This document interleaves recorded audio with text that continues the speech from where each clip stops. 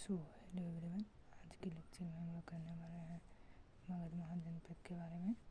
इससे रिलेटेड 10 से 15 क्वेश्चन जो आपके एसएससी पर्पज से आपको हेल्पफुल प्रदान करेगा। कैसे हैं कहें तो बेनिफिट प्रदान करेगा।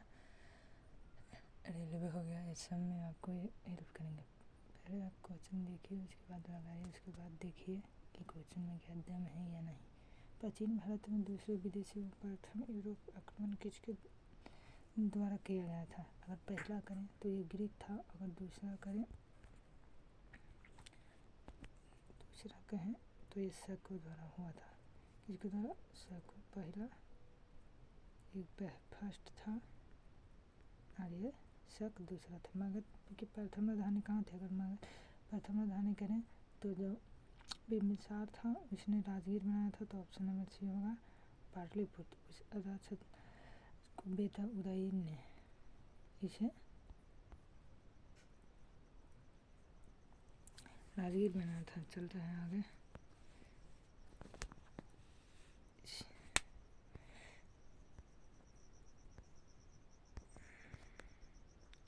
सिकंदर उसके सेना ने किस नदी के तट पर पड़ाव डाला था? तो झेलम नदी।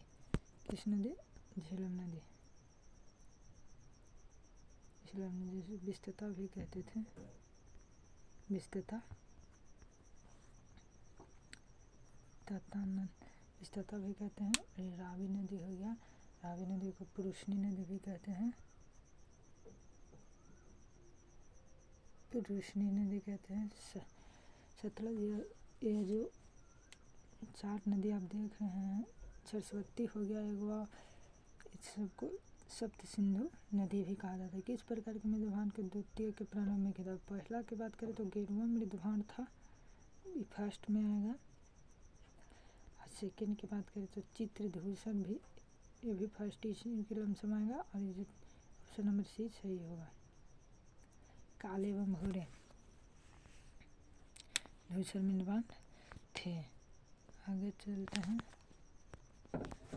क्वेश्चन नंबर 15 आ गया। क्वेश्चन सीरीज में नहीं है इसलिए हम समझ पाते हैं। 15 देखिए। नंद वंश का अंतिम सम्राट कौन था?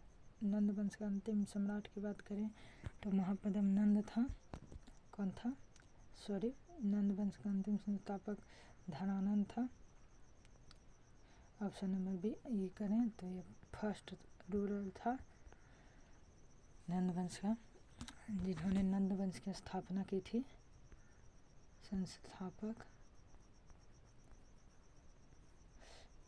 अगर इसकी बात करें तो ये एकाटक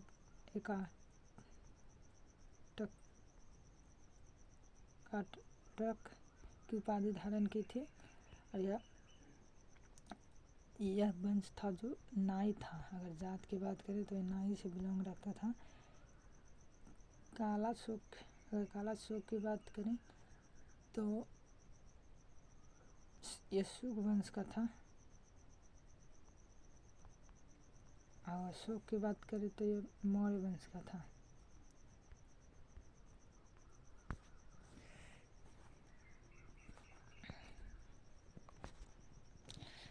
जनपद के बारे में कीजिए तो गंधार की राजधानी तक्षशिला थी। 1 के 4 होगा।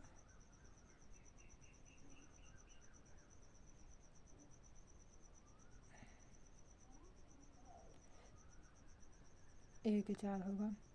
और बी की सूरसेन की राजधानी बात करें तो मथुरा होगा।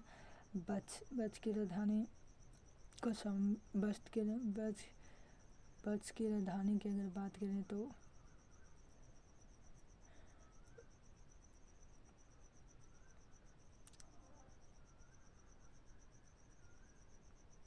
कौशाम्बी होगा। बच की राजधानी कौशाम्बी। और गंधार के तक्षशिला हो गया। सूरसेन के मथुरा हो गया। के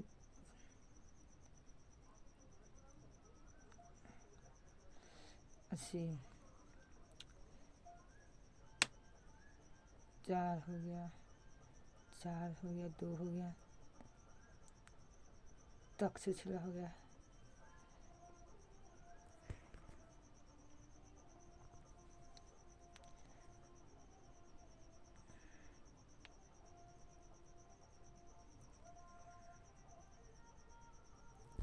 आगे चलते हैं। सिकंदर और पुरुष ने किस नदी के तट पर प्रभाव डाला था? तो सिकंदर झेलम नदी के तट पर, किस नदी पर? झेलम नदी पर। किस प्रकार का मृदुहान कर देती है? तो चित्रधूसर आप जान ही चुके हैं, चित्रधूसर। आगे चलते हैं। नंद वंश का संस्थापक कौन था? तो नंद वंश का संस्थापक महापद्म नंद था।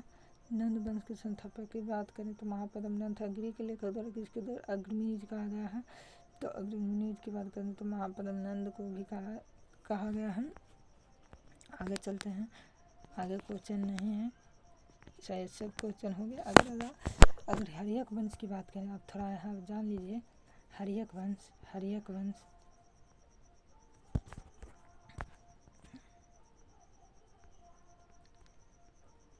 हर्यक वंश तो भारत का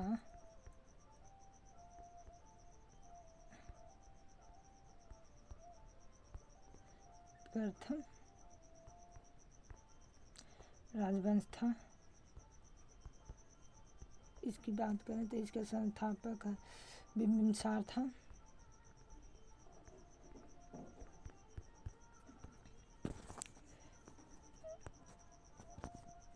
बिंबिसार था, जिसकी बिंबिसार की बात करें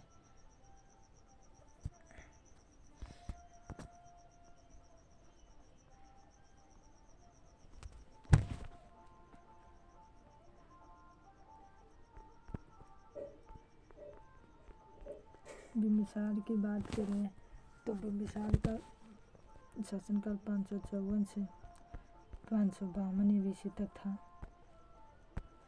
यह आगरा पर विजय प्राप्त किया था। किस पर? आगरा पर, अंग पर विजय प्राप्त किया था। इसने अपने राज्य को अगर कहें तो विवाहित रूप से बढ़ाने की नीति अपनाई थी। यह ब्याह कर